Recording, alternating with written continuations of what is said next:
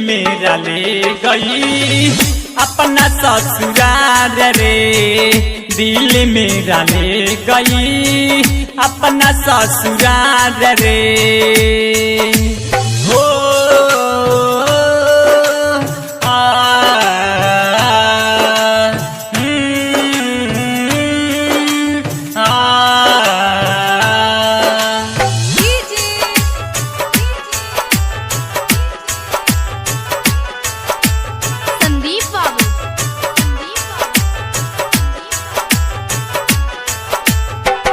जिसका डर था आज वही बात हो गया, लैला या मजनू जैसे मेरा प्यार सो गया, मेरा प्यार सो गया।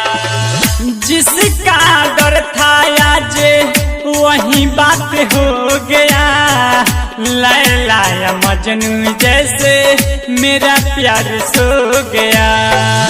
झूठा कही थी मुझसे वादा करार रे, झूठा कही थी मुझसे वादा करार रे, दिल मेरा ले गई अपना ससुराल रे, दिल मेरा ले गई अपना ससुराल रे। हो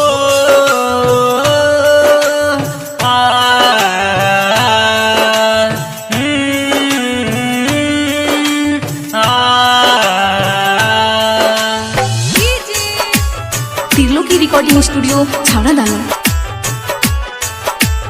संदीप बाबू,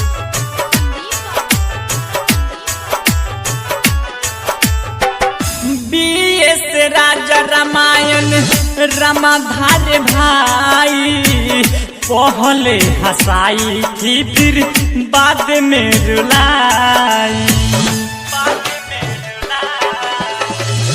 बीएस राजा अंकित सनदीप भाई, पहले हंसाई थी फिर बाद में रुलाई।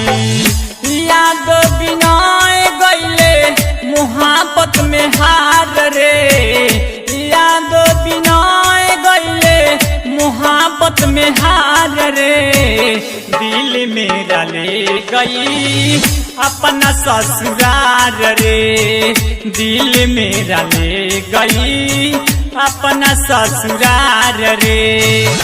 बन गई हूँ अब तो जिंदा लाश रे,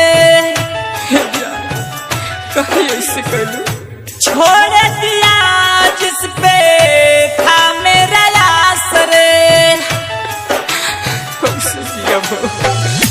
बन गई हूँ अब तो जिंदा लाश रे, छोड़ दिया जिस पे था मेरा आस रे, कैसे संभालूं अपने आप के यार रे, कैसे संभालूं अपने आप के यार रे, दिल मेरा ले गई अपना ससुराल रे, दिल मेरा ले गई अपना ससुराल रे। त्रिलोकी रिकॉर्डिंग स्टूडियो छावड़ा दानो।